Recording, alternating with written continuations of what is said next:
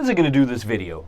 I was about to go do a hunt video, and then I thought that I had to do my due diligence and do this video because all of the controversy right now over this box. I know you've heard it.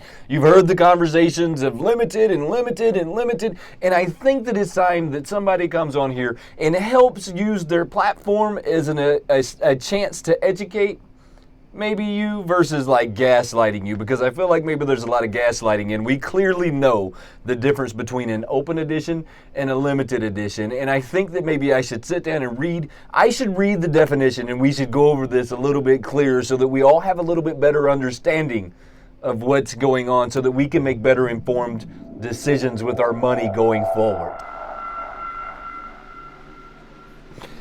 Give me a minute. I'm trying to get these printed so that I can go back downstairs. We can throw them on the table and we can have an educated conversation about this topic.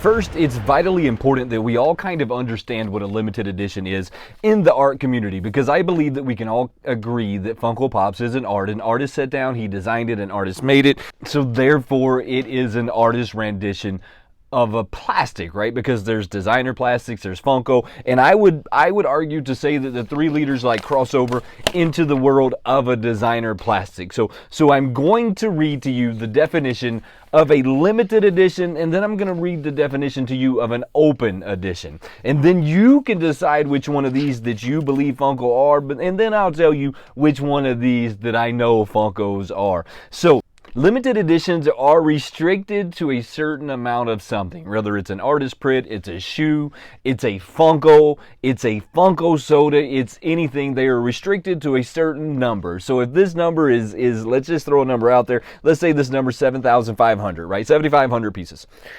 This number is restricted to 7,500 pieces. Now, should these limited edition numbers be numbered? And the answer, according to the artist community and the definitions of limited editions, says that 100% the number should be limited: 12 of 80, 11 of 80, 13 of 80, 40 of 80, 50 of 80. You understand where I'm going with this, right? So in order to be a limited edition, it has to have corresponding numbers. 1 of 7,000, 2 of 7,000, 3 of 7,000, 4 of 7,000. So when they first came out with the sodas, I thought that these guys were going to be truly unlimited pieces because of these pogs.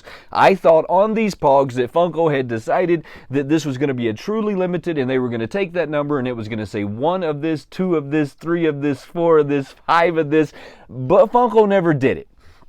And then that started making me look at other things, and then I quickly realized that this soda was not just sold here, but this soda was also sold in the UK. The difference is the color of the can and the pog color. That is it. That is it. So there's not actually 7,500 of these. There's 7,500 of these in this color. I hope that we got that. Here's some examples. Here's some examples of what I'm saying. Stan Lee, you can clearly see that there's this can, that can. One's in America, one's in Europe. But this is not the only time that Funko has done this. They have not just done this with the sodas.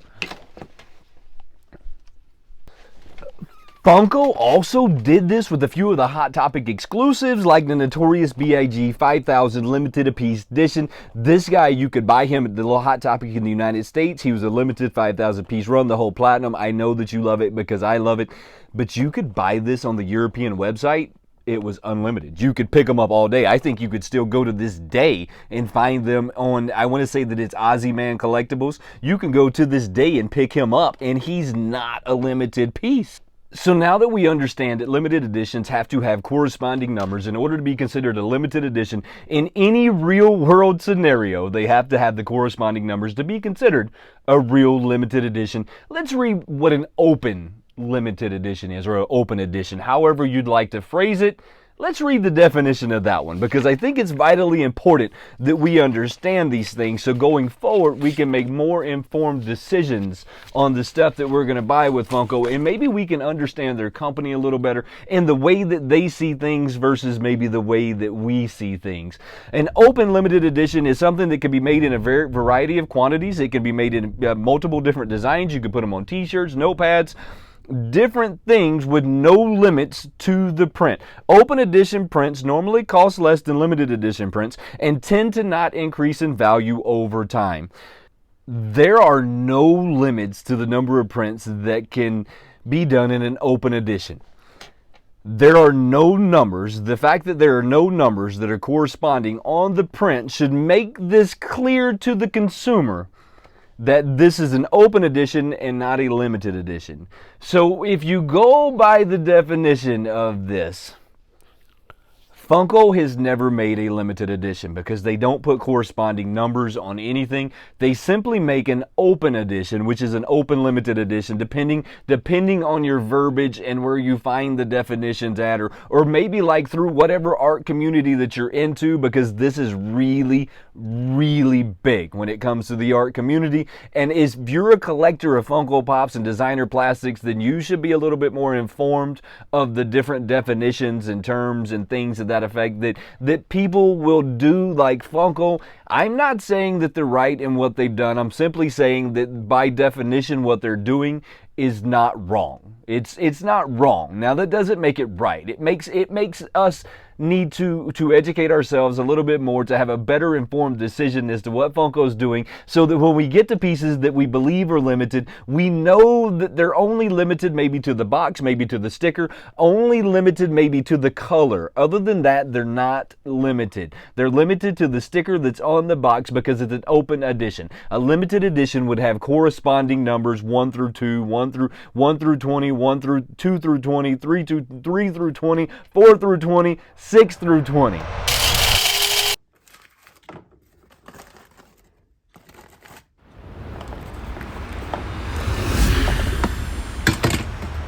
Hey, and maybe next time, before we just gaslight a topic for clicks or whatever it is that we're after, we'll educate ourselves a little bit better in the community on what exactly an open limited versus limited edition is and how you know the difference. I know that my box of fun should be getting here any day, and I am truly excited to get my hands on this box no matter what color the stickers are, because I didn't need $10,000 to pay for my plane ticket. Catch you on the next one.